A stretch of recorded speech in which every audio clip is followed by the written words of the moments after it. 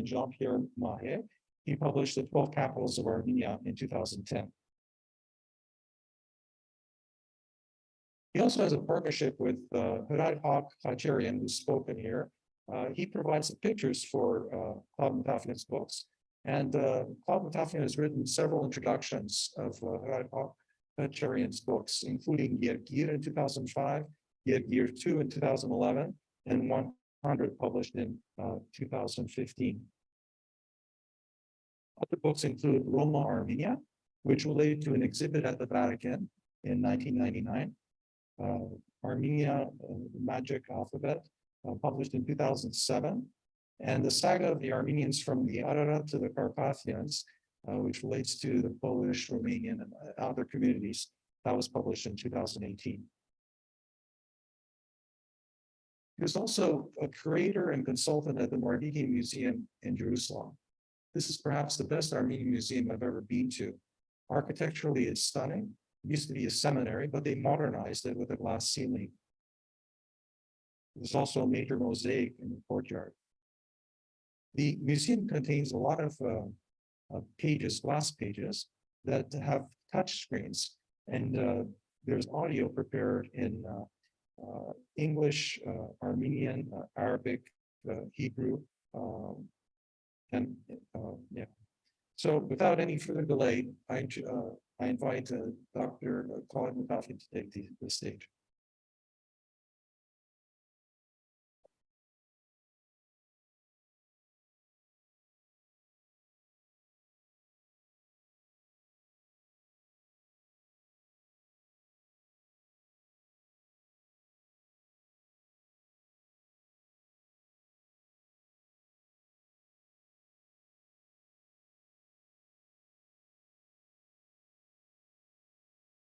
Features here.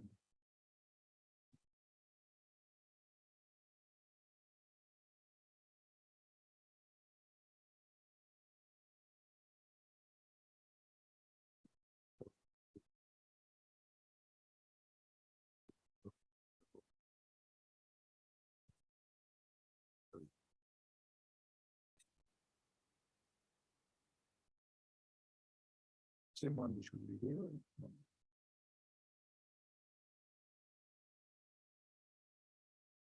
Here.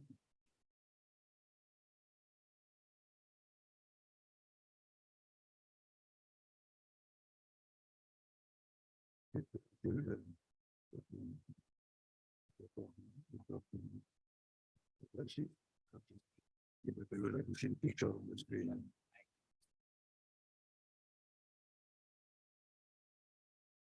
Yes.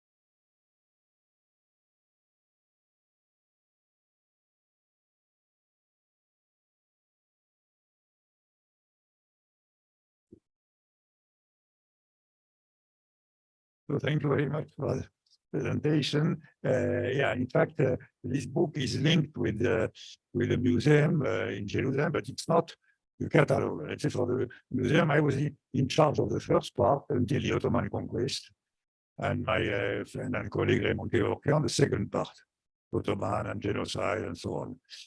But when I was working for the museum, I saw that there are so much information, many things which are out of Jerusalem, but about Jerusalem. But I thought it was worth also to do apart from the museum, a book about Jerusalem and the Armenians, not concentration on what is in Jerusalem. So if you see in this map, the Armenia and Jerusalem are pretty distant. But in fact, the relations were always very close, as we shall see.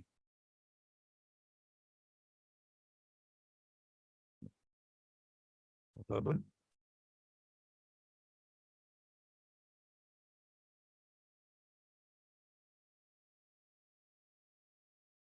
But it doesn't work.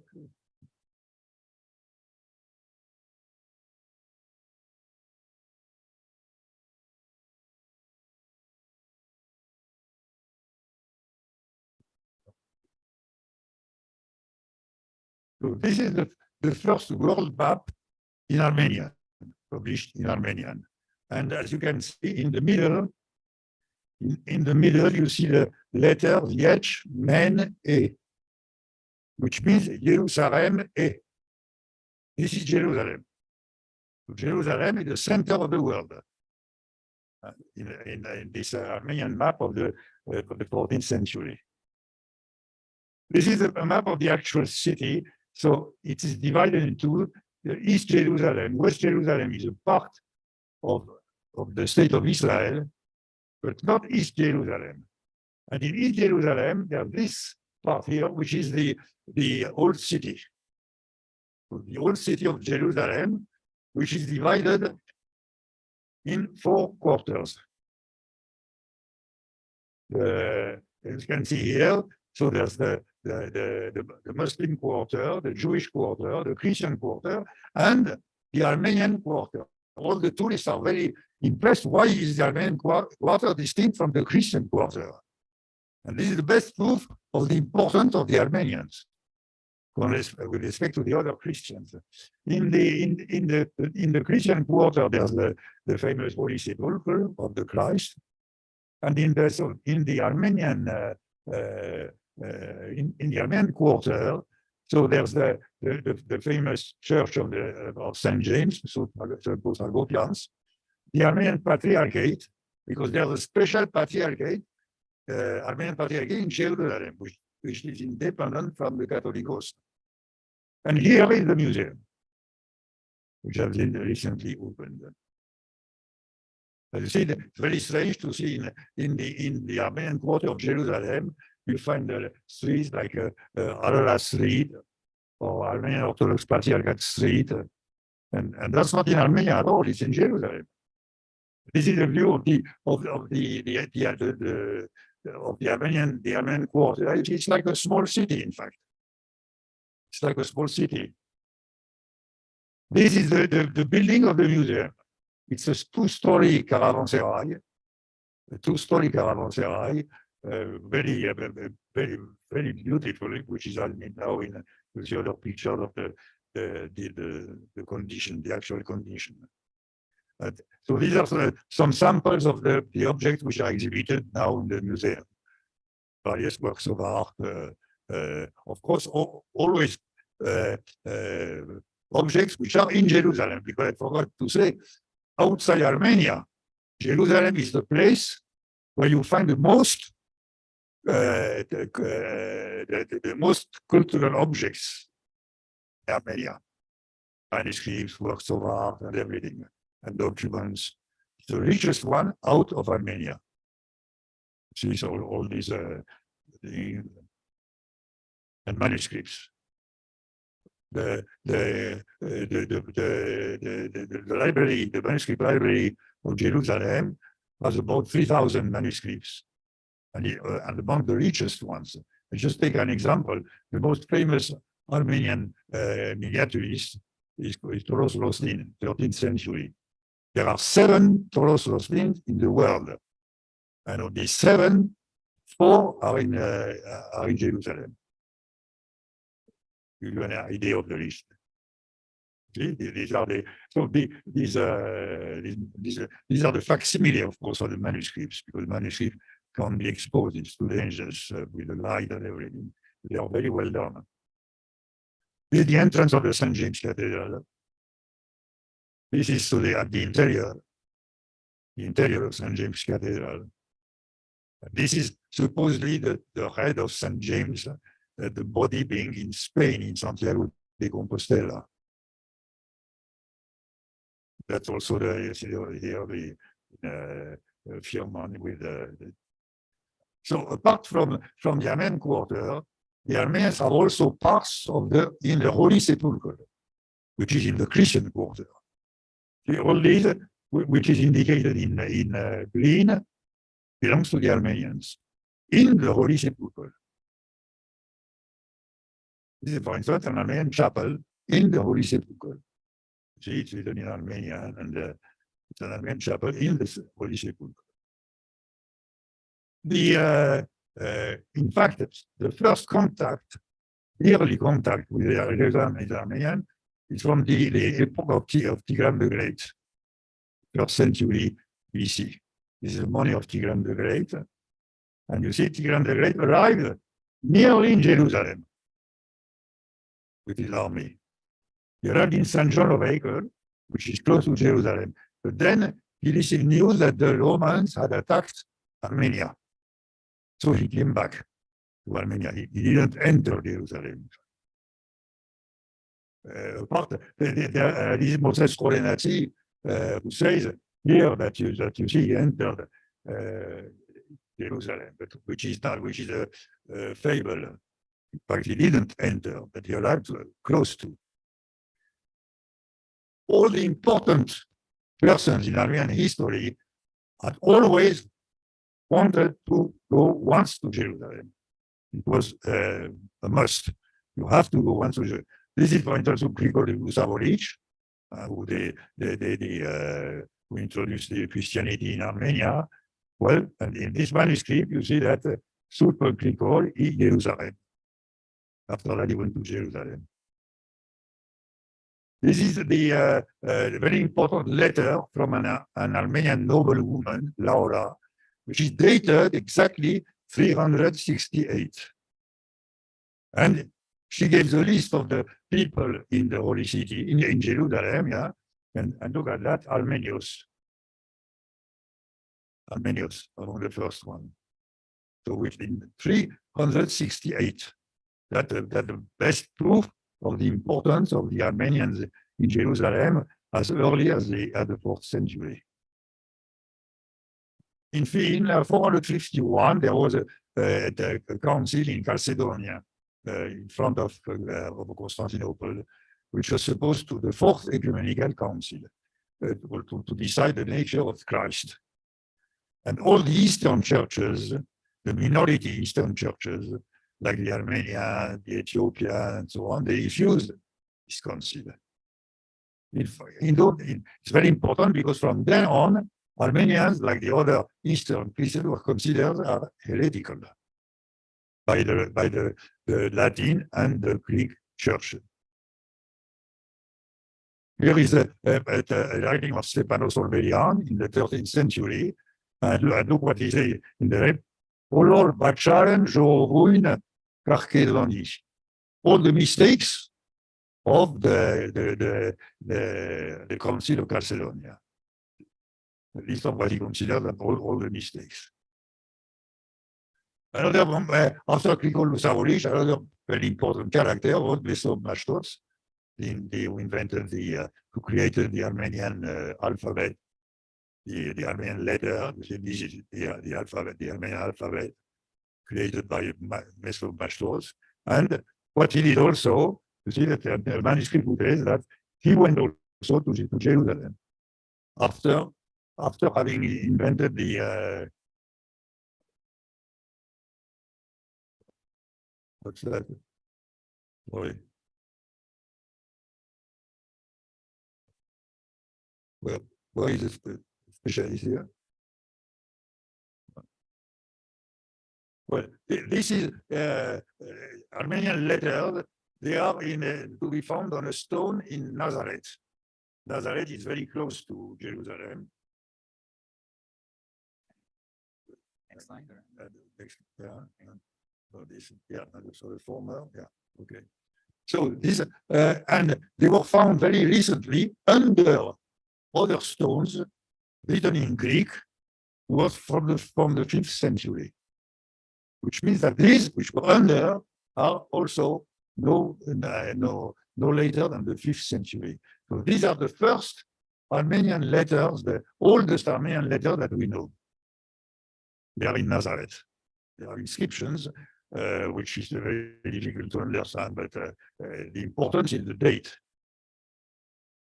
So this is the first printed Armenian alphabet, 1486. It was published by a German.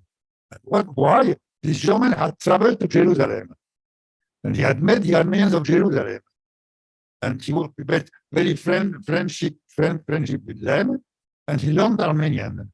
And when he came back in Europe, he published the Armenian alphabet, which means that the first published Armenian alphabet is originated from Jerusalem.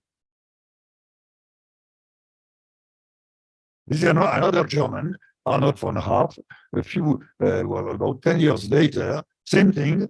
He went to Jerusalem, he met Armenians, and he also published the printed and Armenian alphabet. So these are another of the Armenian important character, the Moses Khorenatsi, which here is ordered to write the story of the first written story of Armenia, and what is also easy, Artsakh Jerusalem. He also, after having written his story of Armenia, he went to Jerusalem. Around Jerusalem, there are some Greek convents, which are called in Greek the Laura. And in these convents, 3 of them, which are here in red, there were an Armenian presence around Jerusalem. This is one of them, Saint Savas. And this is the proof of the existence of the Armenians in this convent of Saint Savas. Let's come back to the Armenian quarter. The 2 green points here indicate places where they were found Armenian mosaics, and very old Armenian mosaics from the 6th century. So this is the one north is outside the Damascus Gate, and the one on the east is in a Russian convent. So this is the mosaic in the Russian convent. And this is the one outside the Damascus Gate. It's very big, very huge mosaic, 6th century, with an inscription here, with an inscription. Sa I Hishadag Yepurgutian Amenain Hayot Zol Dere Chide. For the memory and the save of all the Armenians that God knows. But you see, it's very dangerous. You see all the humidity. It's a very bad condition. So that was decided to transfer it to the museum. So now it's no more there. Now it's here in the center of the museum. So this is the mosaic, the mosaic of Muslara. Now it's no more out of the Damascus Gate. It's here in. It was very difficult. It's a German company who made that, because to translate the mosaic without damage. But it was done. It was done. So now, at the end of in the 5th century, in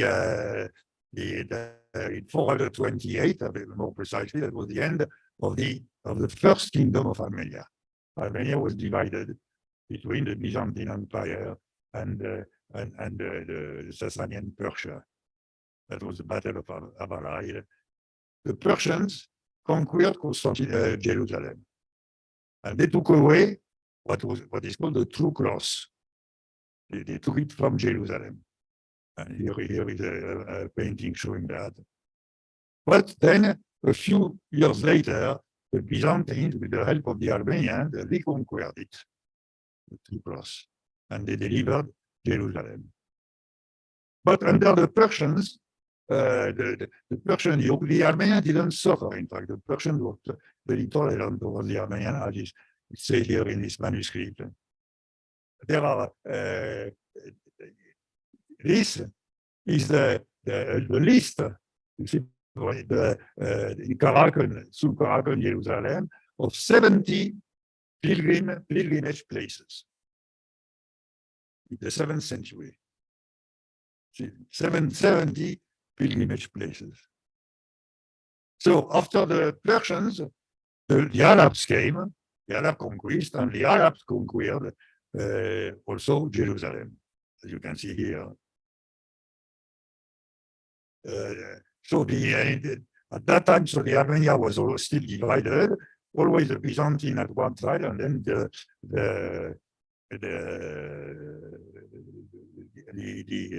Arab part on the right. But there are four in Arabic, what is called in Arabic firmans, which means decrees. There are 3 decrees kept in Jerusalem and supposed to have been by Omar, Ali, and Mohammed, the 3 leaders of the 1st century of Islam, and the leaders of the 7th century. And they say explicitly, don't do any harm to the Armenians.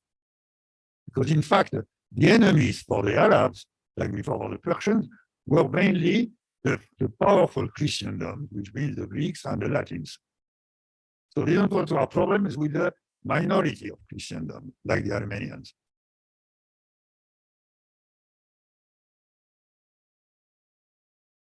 So after some time, the Arabs allowed the Armenians to recreate some kingdoms, and in particular, the 2 main ones are the Bagratid kingdom with its capital Ani, and the Vaspuragan with the famous Artsakh church.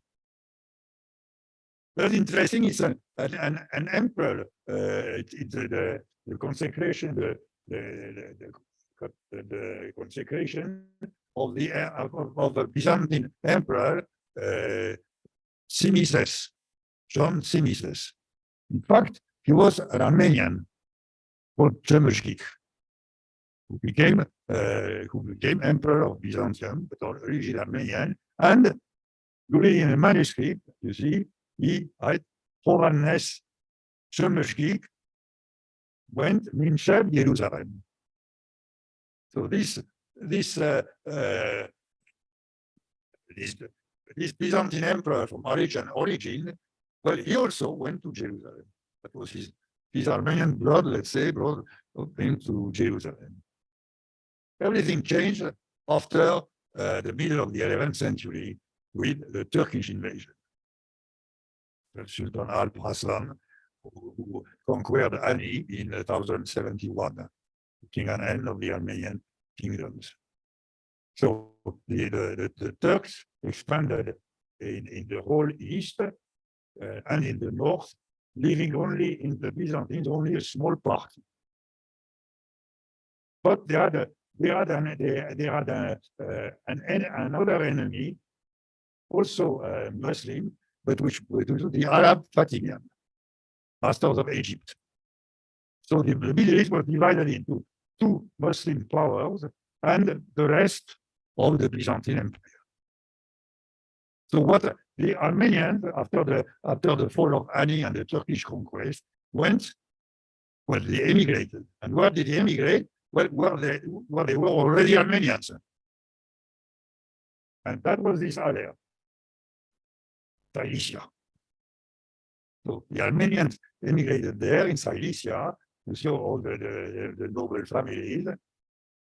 And this is and it's a very interesting coincidence. It's the time of the First Crusade, because the Turks conquered Jerusalem, and the Pope, here is the Pope in Clermont in France, made a call for the crusade to deliver Jerusalem from the Turks.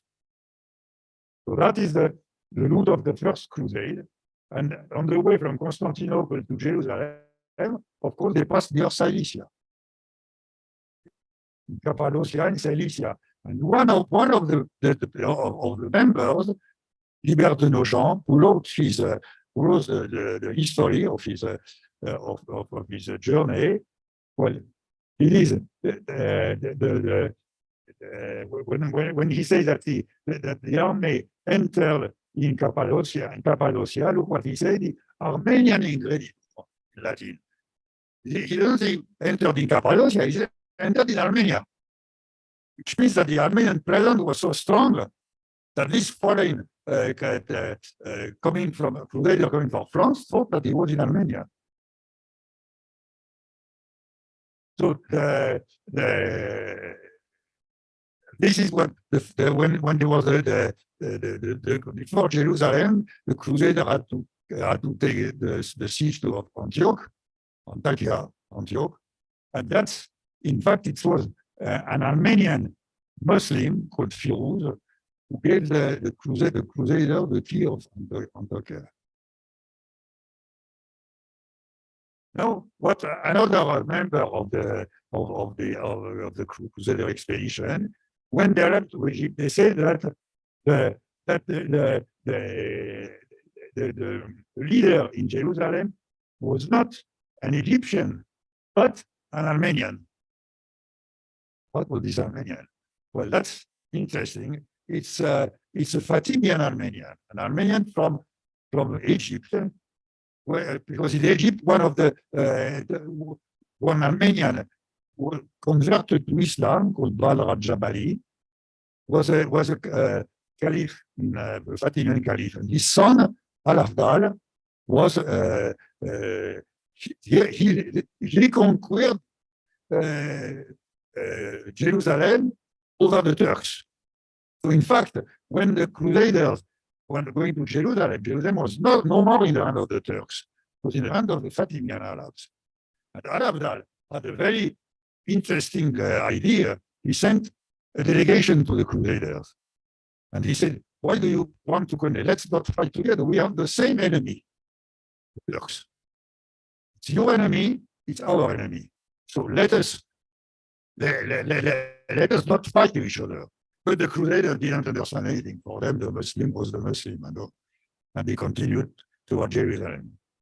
And so they took over Jerusalem in 1099. And there's the manuscript written there, which is that Bahram, which was the Catholicos, in Jerusalem. When the Crusader captured Jerusalem, in fact, the Armenian Catholicos was there in Jerusalem. The Latins founded 4 states. The county of Edessa, Antioch, the kingdom of Jerusalem, and the county of Tripoli and the kingdom of Jerusalem. The problem for them, so as you see, 2 of the 4 had a common boundary with Cilicia, which was in the hand of the Armenian princes. So, in fact, what these crusaders, well, of course, nature being what it is, in order to settle there, they needed a woman. But the conditions were very strict, because for the crusaders, the woman had, of course, to be a Christian. She had to be not Greek Christian, because the Latin and the Greek were enemy. She had to be noble, and she had to be pretty. Well, only the Armenian princesses coincided with these 4 conditions. And that were many of the first crusaders married with Armenian princesses. Particularly, the 2 first kings of Jerusalem, they both married Armenian princesses, which means that the 2 first queens of Jerusalem were Armenian.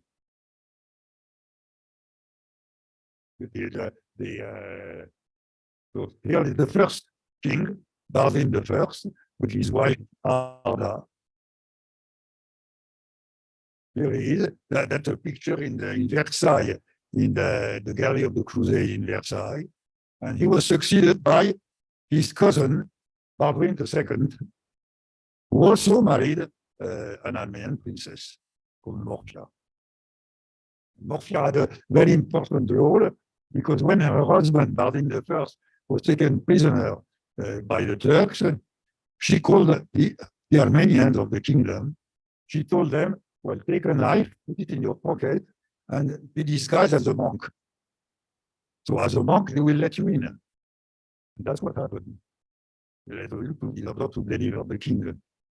That was the artifact of the queen. Baldwin and Morka had, when Baldwin II died in 1131, they had 4 daughters, no son. So who succeeded them? The eldest daughter, which was Melisande. She succeeded. She became Queen of Jerusalem, and of course, who was to become king? But the one who would marry Melisande, and that was they wrote a knight from France called Fulk d'Anjou, who married Melisande and became the 3rd king of Jerusalem. And as you see, one of the daughters, one of the sisters of Melisande, married the Prince of Antioch, and another married the Audierne, married the Count of Tripoli, which means that all the Latin states had at their head an Armenian princess at that time. But Melisande was a very, very particular character. You see on the left, well, it is the coronation of her husband.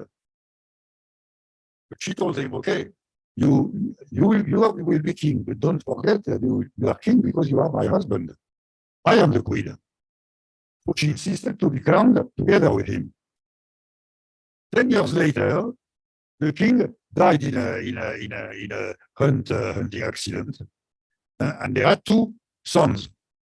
So he was succeeded by the eldest son, which was Baldwin III. Queen Melisande told him, well, okay, you will be crowned, but you are king because you are my son. I am the queen. And she insisted to be crowned the 2nd time with her son.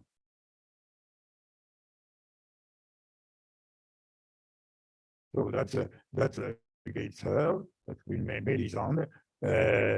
And see, this is, so it's a manuscript, the first time of a pilgrim mentions the Armenian church, see, Ecclesia in honor of Saint Jacobi. So it's probable, but we have no proof that this Armenian church was from the time of Melisande. But we have no proof. So little by little, the Armenians were expanding in Cilicia in order to create a kingdom. Little by, and mostly the first of them, the Louvenid. These are their capitals, the last one being Cis. And this is the genealogy of the Louvenid princes from the beginning until Leon II, who succeeded in being crowned and to become King Leon I, recreating a kingdom of Armenia, but a kingdom of Armenia outside Armenia, Cilicia. So to point here, you see that the Tauros is written in medieval French, Tauros de la montagne, the 3rd line, Tauros on the mountain, qui était de l'Arménie, pour Arménia et elle. Quand il vient à Jérusalem, when il arrive à Jérusalem, le roi alla en sa lui fit grand honneur. The king of Jerusalem went to meet him and make him great honors, which means that it was not yet king, but Tauros de Lupian was already considered as an important person.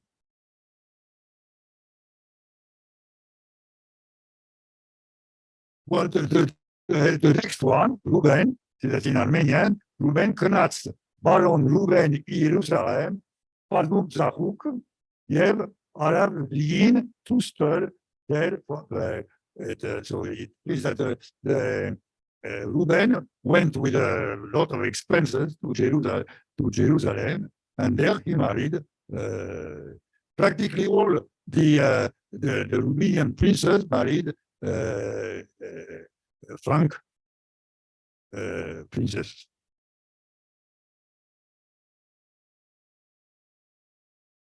So,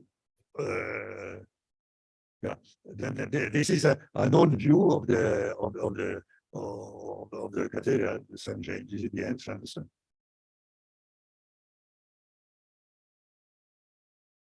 So this is the famous Catholicos Versationally.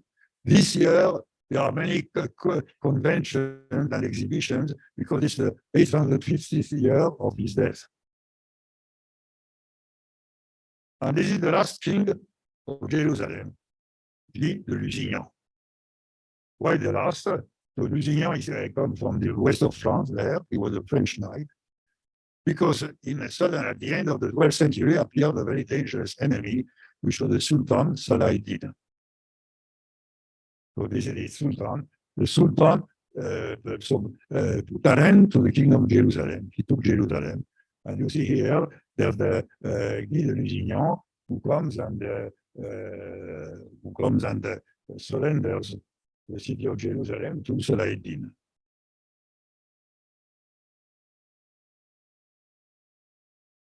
This is a firman of Saladin kept in Jerusalem, which is also very like the former, like the first caliph. He orders not to persecute the Armenians. Always the same thing because they were not his enemies. The loss of Jerusalem provoked the third crusade, and in the third crusade, the two most powerful kings of Europe. This is the Emperor Frederick I, Chicamolus, and this is the King of England, Richard the Lionheart. One by side. So the first one went by the land, and so he was approaching Silesia. At that moment, Leon II, who was the prince in Silesia, had a very bright idea. He sent an ambassador to Frederick Barbarossa.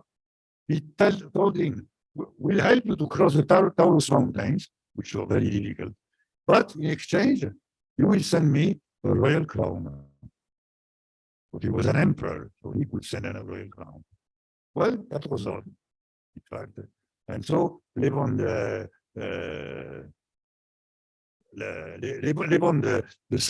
in 1198 became King Leon I. This is a very interesting manuscript by Pilagos Gonzaghetsi from that period. He says that, in order to be recognized, he had to receive also a crown from the Byzantine Empire and from the papacy. Well, the Byzantine Empire sent also a crown, but the papacy said, "Well, okay, we send you also a crown, but you have to become Catholic." So Leon called all the nobles of the Armenian nobles and said, "These are the conditions." All of them say, "No, we never accept to become Catholic." And look at what Leon said. "Don't worry, we shall accept revolution. We shall accept, but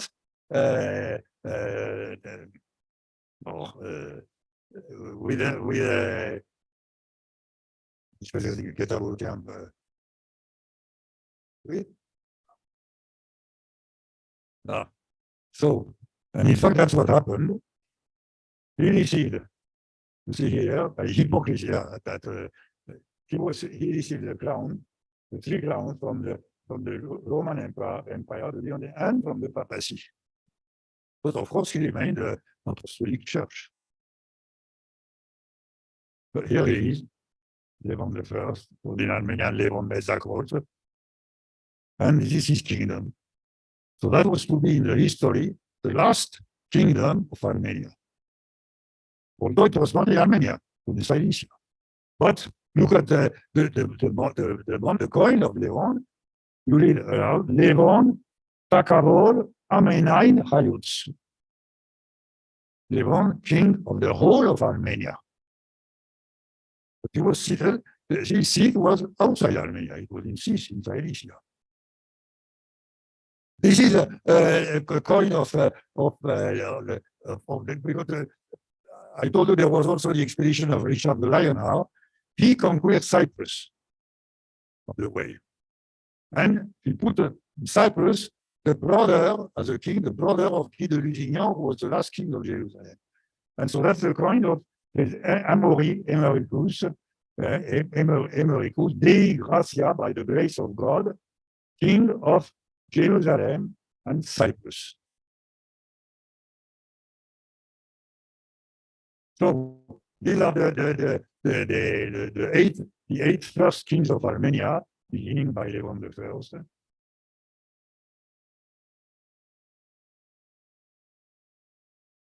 After Levon the First, a very important king was his son-in-law.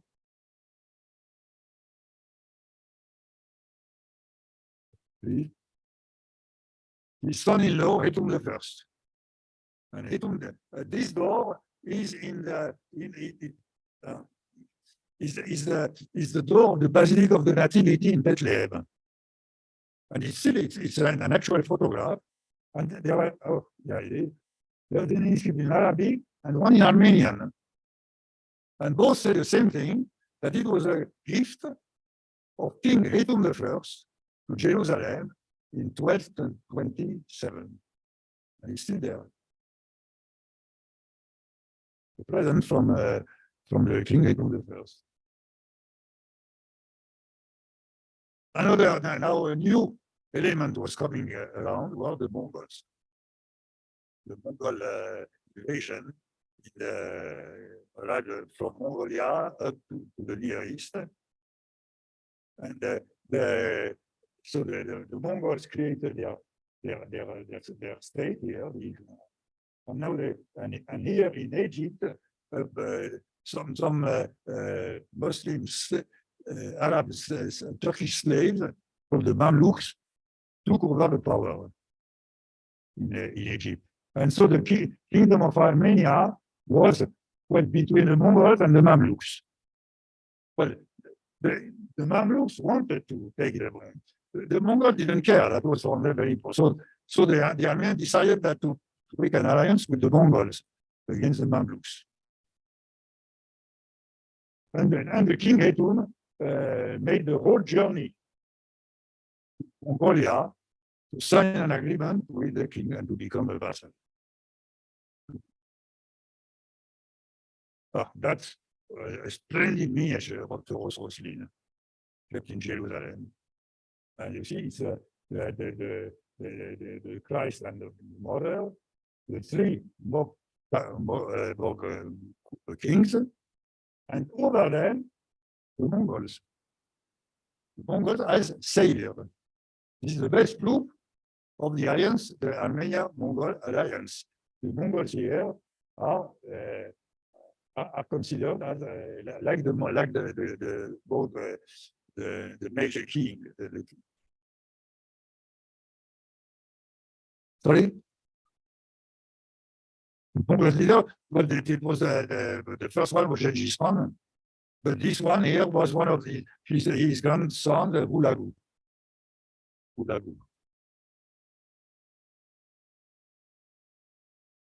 You see here, this is the certificate of the battle between the Mongols and the Mamluks. The Mamluks with a turban, the Mongols. Hetum II, the grandson of Hetum I, became the downfall of the kingdom. He was a very weak king. In 1293, that was the last stronghold of the Crusaders. Fell to St. John of Acre, fell to the Mamluks. And the great catastrophe for the Armenians is that in 1295, the Mongols converted to Islam. And you see here the Mongol Razan, grandson of Gengis Khan, with doctors of Islam. So that was the at some point to the end of the Mongol alliance for the Armenians. So there was no more any help for the Armenians.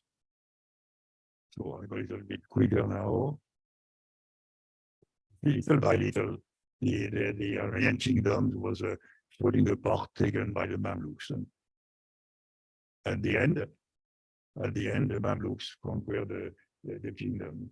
And the only Cyprus remained as a Christian stronghold in the east.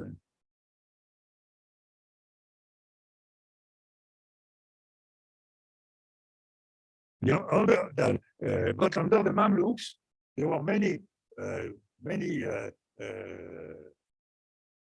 travelers, European travelers, to the Holy Land. For instance, two of examples were the one who came back and who printed the Armenian alphabet. This one is interesting. It's an Italian, Suriano, and all of these travelers, when they came back, they wrote their story, and there's always a chapter dedicated to the Armenians. Here it says the fifth nation that we have met are the Armenians, our most close allies, our closest allies here. And at the end, he says here that the Armenians are the most beautiful men and women that one can see in Jerusalem. That's an Italian who says that, and not an Armenian. But there was a problem, also always that religious problem, because for all these travel Catholics, Armenians were heretics. So this is a very important document. Says in Latin, here begins the chapter of the errors of the Armenians. And they made a list 1, 2, 3, 4. Do you know how many there are? 117. 117 errors of the Armenians.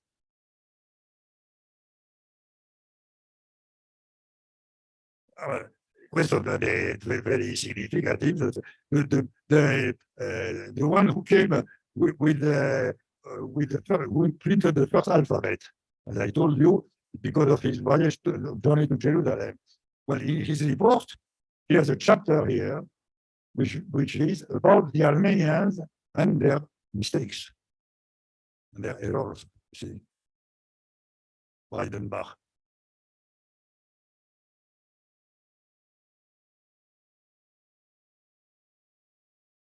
So, at one moment, through matrimonial links, the crown of Armenia, the crown of Armenia, passed to the Lusinians, descendants of the first Lusinians from Jerusalem. Here is a miniature which said comment Guillaume de Lusignan fut roi d'Arménie. How Guy de Lusignan became king of Armenia. Because the only allies for the Armenia remained until the fall down were the kings of Cyprus. And this is the last king of Armenia, Levon de Lusignan, who was also of French origin. And he became king in 1375. And the next year, the Mamluks took over the capital, Sis. So that's him. And he is buried there in Saint-Denis because he died in France. That is in Saint-Denis, north of Paris. And this this is the cover of my book. Why? Levon Lusignan, when he was took a prisoner by the Sultan, with him was taken prisoner the queen of Armenia, but not the wife of Levon, the wife of the former king. She was called Mariun. She was taken also prisoner to Cairo. But the Sultan behaved very well with her. He told her, what's your desire? What do you want? And that's very important. She said, I want to go and die in Jerusalem. Okay, no problem. And that's what happened. That's why I chose this for the cover of the book, because very symbolic for Jerusalem and the Armenians. The last desire of the last queen of Armenia was to die in Jerusalem. So that's, she's here, and you can read about Marion Takwi Hayotz E. Marion is Queen of Armenia. Well, now I'll go, because I think it's pretty, yeah, just 2 minutes. The last, when after the death of Leon, the last king here, well, he has no son, no daughter. So the crown passed to his cousin, who was the king of Cyprus. So the king of Cyprus became king of Armenia, but theoretically, the title of king of Armenia. Just to give you to the other end, this is Katerina Cornaro, the wife of one of the last kings. She was a Venetian princess, and she died in Venice. And look at what is written on her. So that's her tomb in Venice. It is now, it is there in the church. There's the Saint Saviour Church in Venice. So, well, then the ashes of Catherine Cornaro, Queen of Cyprus, Jerusalem, and Armenia. Very symbolic, of course. But it's interesting to see that the title continued. So that even after, when there was no state, nothing, symbolically the ties of the Armenians with Jerusalem continued. Thank you.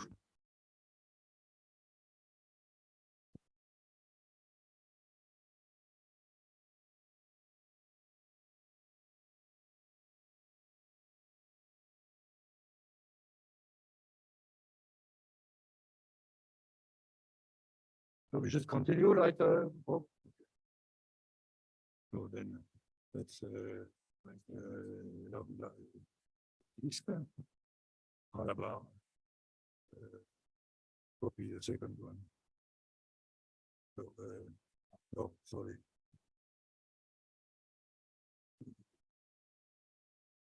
The first one.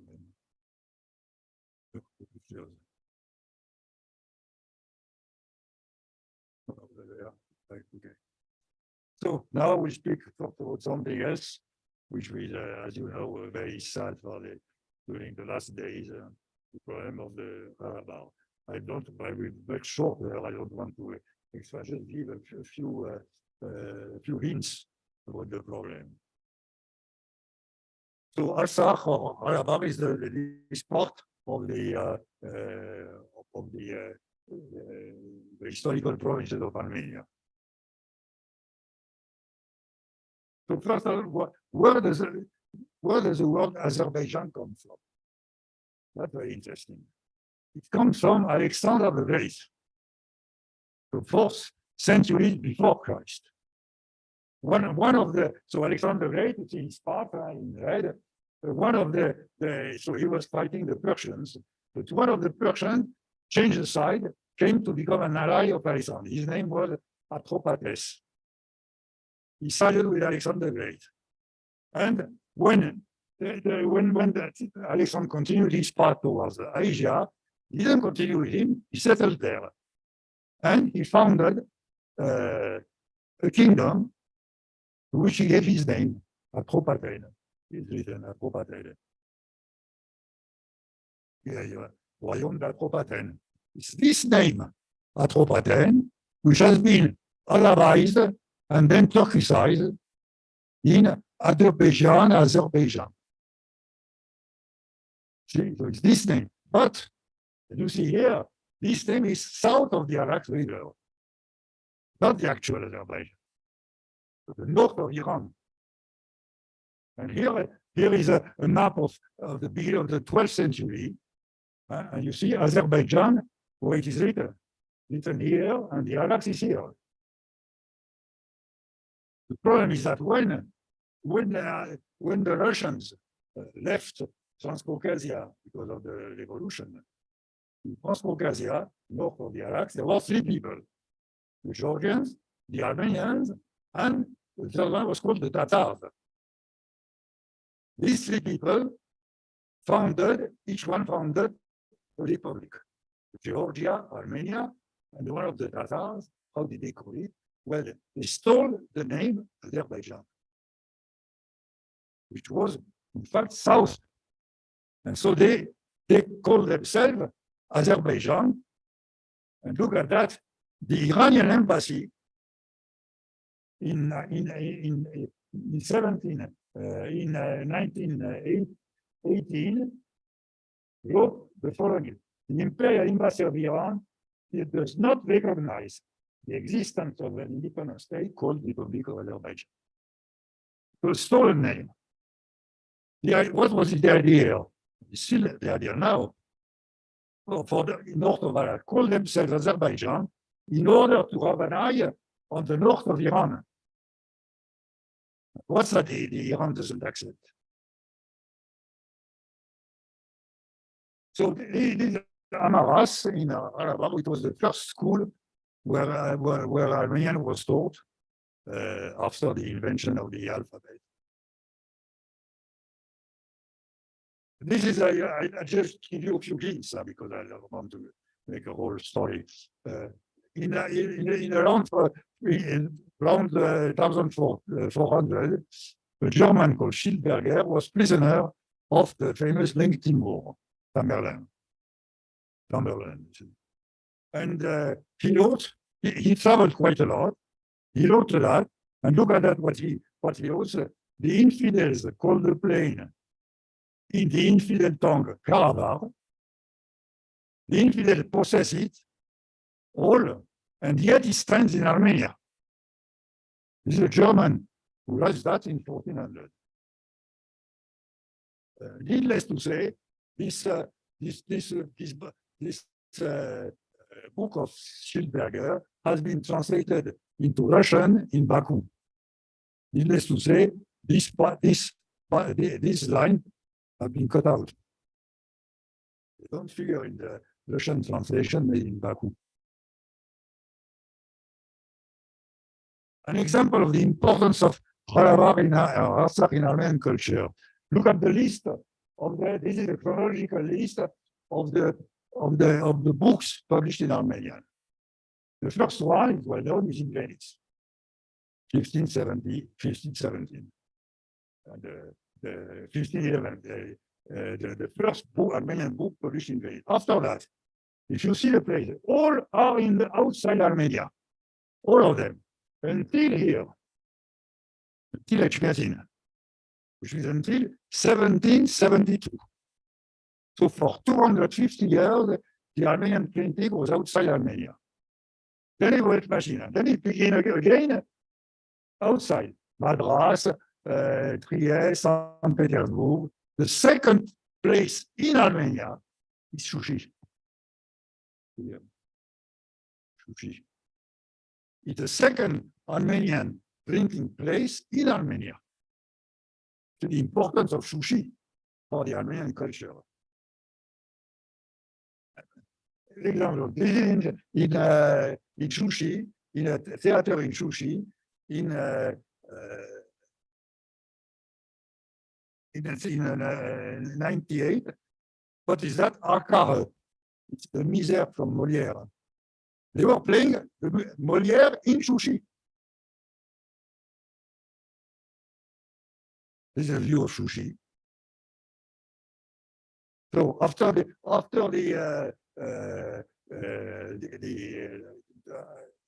the First World War, after the Russians had conquered the whole of Transcaucasia, but when the revolution came in Russia, the Russian army left Transcaucasia, and so this, as I told you, there was these three republics created, including Azerbaijan, which is a stolen name. So there were three districts which were fought between Armenians and, let's say, Azeris, but it's a long name. These three districts. The center one, the center, the Zangezur, was very strongly controlled by the Armenian general Nejde. So it remains to the Armenians as it is now. But for the other ones,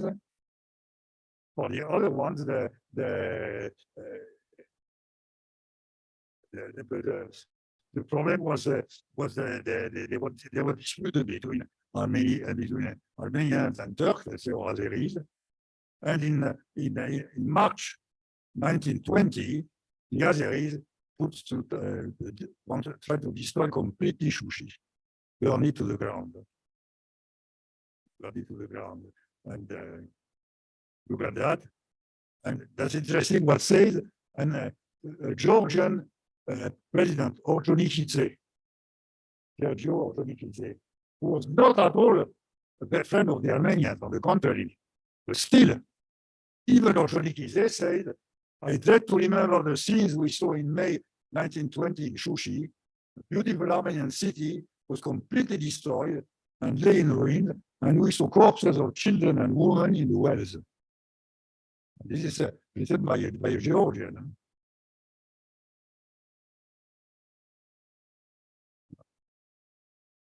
So what to do with these three districts? Well, you see, 1st December 20, as of today, the border dispute between Armenia and Azerbaijan are declared resolved. Mountainous Karabagh, Zangezur, and Nakhchivan are considered part of the Soviet Republic of Armenia. Official, 2 December 2, 1920. Now, July 21, another decision, look at the number 1, to leave mountainous Karabagh within the borders of the Azerbaijani Socialist Republic. So during that year, the Azeri diplomats worked quite hard to change the decision, and while granting a large degree of regional autonomy. 23, well, the confirmation to form part of the Azerbaijani Socialist Republic, an autonomous Armenian region in Karabagh, with Rangeken, which is Shushi, at its center, which is Stepanakert, at its center. So these are the situations are created. In the center, so Zangezur to Armenia, but the two sides, Nakhchivan and Karabagh to Azerbaijan, but a kind of autonomy, supposed autonomy for the Karabagh. Interestingly, look at here. As you can see, Turkey has no common boundary with Azerbaijan. The whole boundary of Turkey is with Georgia and with Armenia. But Turkey wanted to have a common. What did they do? They negotiated with Iran an exchange of territory in 1934, and they received this part, which gives them access to Nakhchivan. In order to have a common bound, you see, this, look at the difference here, and then here. Yeah, once again. So it is very clear the objectives of the Turk is just to make a continuity, including Armenia in the middle, obvious. But this is 1934. But you see, look at Nawada, you always pay attention to this boundary with the Nakhchivan.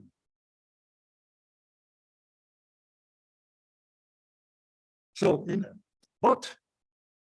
February 1988, the Soviet of Karabagh, because according to the 2023 agreement, there was a local parliament, which until 1988 had no importance. But in 1988, they decided the transfer of the region from the Azerbaijani Soviet Republic to the Armenian Soviet Republic.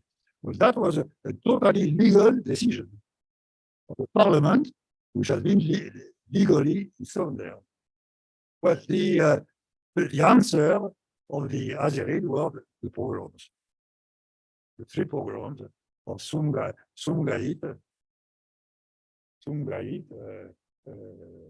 Karabagh, and Baku. Three pogroms, that was the answer of the Azerid.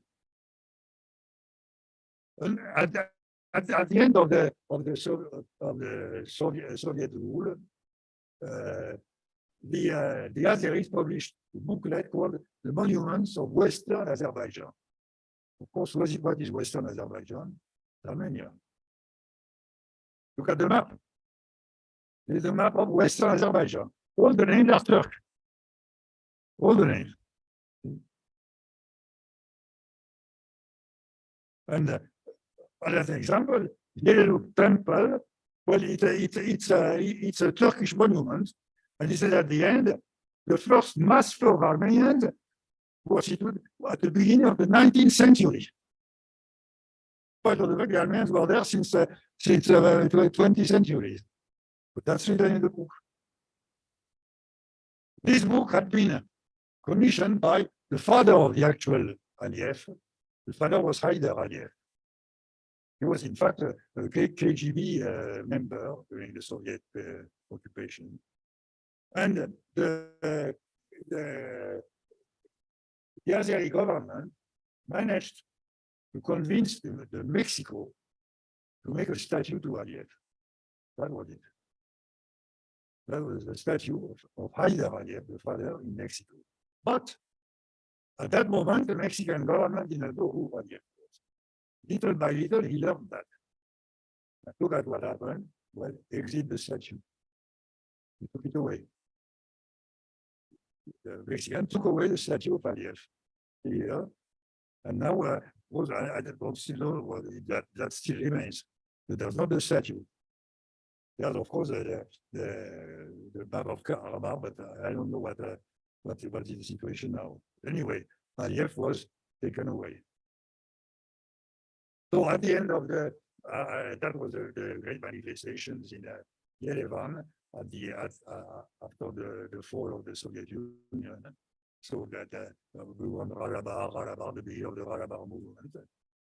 And well, for one time, the Armenians were victorious. One of the reasons important is that there was a fight for the power in Baku, in Azerbaijan. For the succession of Haydar Aliyev, there were two candidates, Mutalibov and Elchibey. They fought together. And that was very profitable for the Armenians. So the Armenians succeeded in having this provisionally, let's say, this boundary, right? So in order not to be accused of being anti-Christian, the Azeris use a very Christian minority called the Uti. The Uti, these are the Uti in an Armenian church, and the theory of the Azeri is that all these churches are not Armenian but Uti. The Utis are their instrument. And look at the second paragraph. There are currently about 3,000-4,000 Uti in Azerbaijan, but only one Uti village. And that's supposed to be all the monuments. And very interesting, the last paragraph, in 204, Norway decided to finance the restoration of the church. Okay, they did that.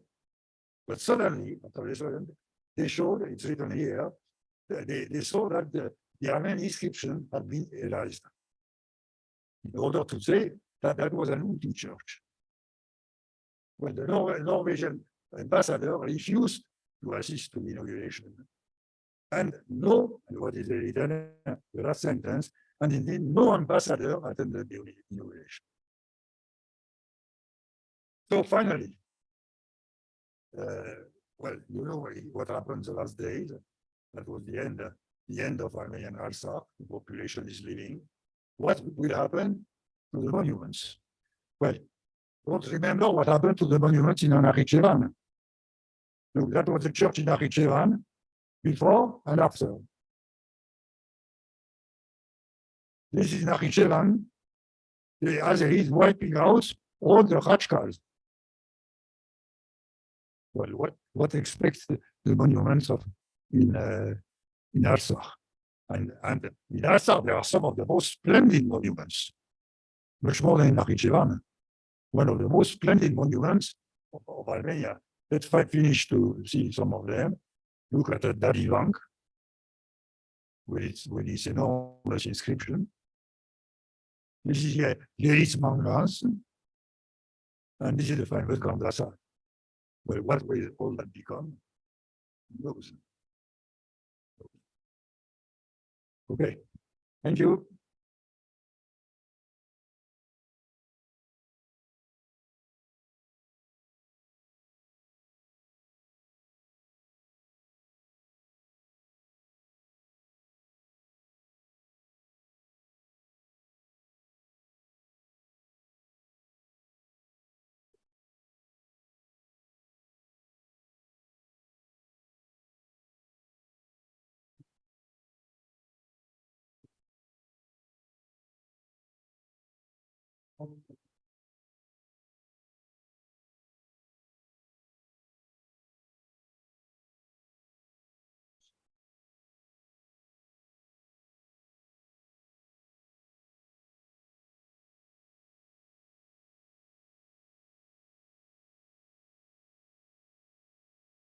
I did not speak about that because I had no time, but as far as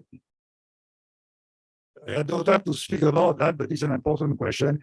It's linked with, let's say, a horrible person, which is the actual Armenian Patriarch of Jerusalem, Grand Manouchian, who is a horrible person. And so this, and there was a second horrible person, who I met, who called the Baret Yenitzian. Well, when there are two horrible persons, they can't be friends forever. And that's what's happened. So this paper was signed by this horrible patriarch. It was sold. So this part of the Armenian quarter was sold to an Australian Jew. Sold.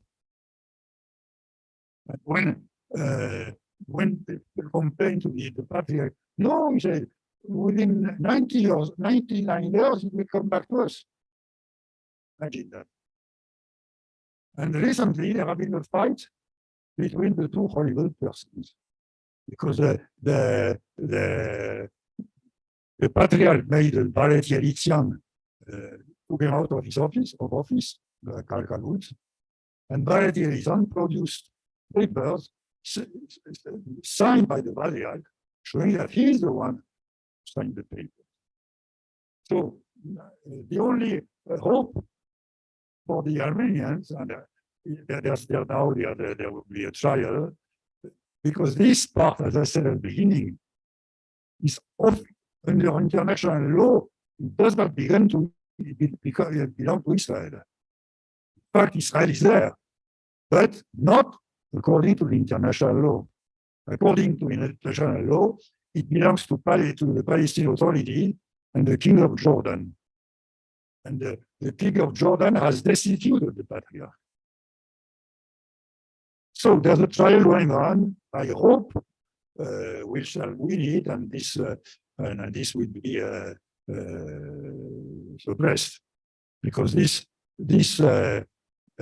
territory is about 1/4 of the Armenian quarter. Let's see.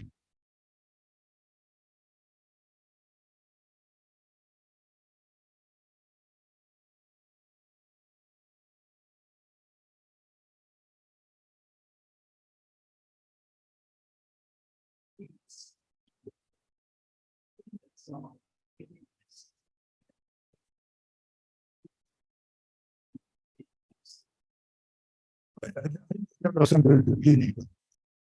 What was the question?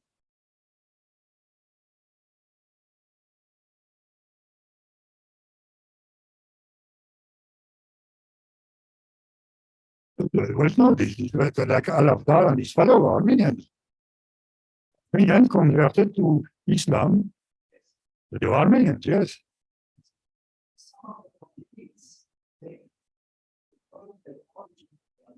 Well, the Fatimids are already very well, in the way conditioned with the Armenians. The Fatimids. The Fatimids, well, they had the common enemy, which was the Turks. And Al-Afdal had a great idea, but the Crusaders didn't understand it. For them, the Crusaders didn't make the difference between Arab and the Turk. For them, they were Muslims and that's it.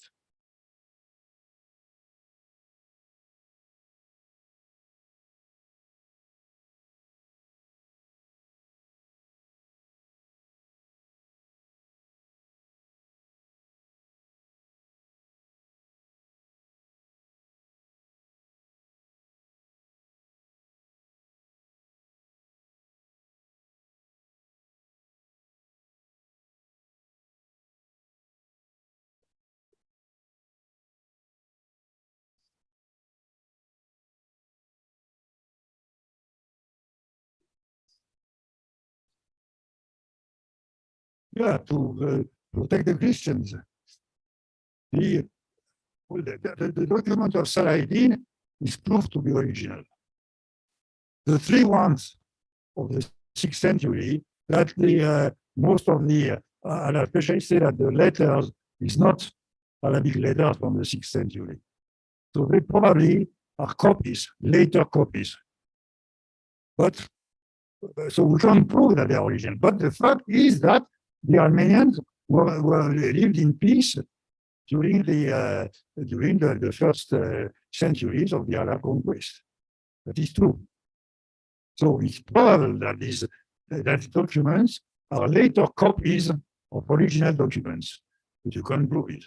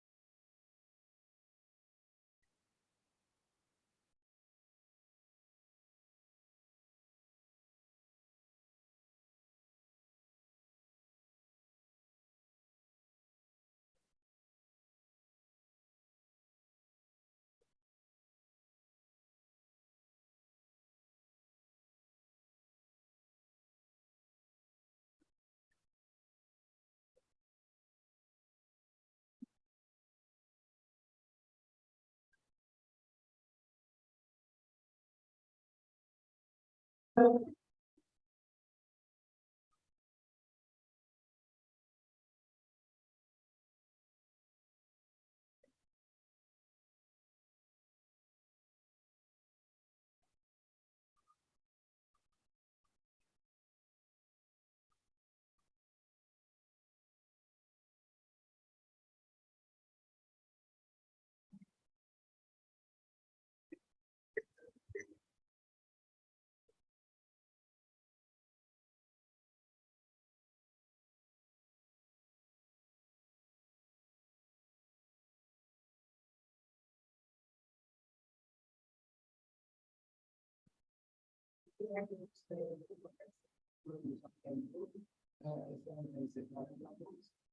I don't think the rock culture and Armenia is controlling the performance of the pictures, whatever we can do, and we all know most of possibles, and we was very close to myself. You say there are 13,000 in Armenia right now, and we need to make sure that's in my interest that both in this to the first one. So we have that discussion. And we'd like to do our this things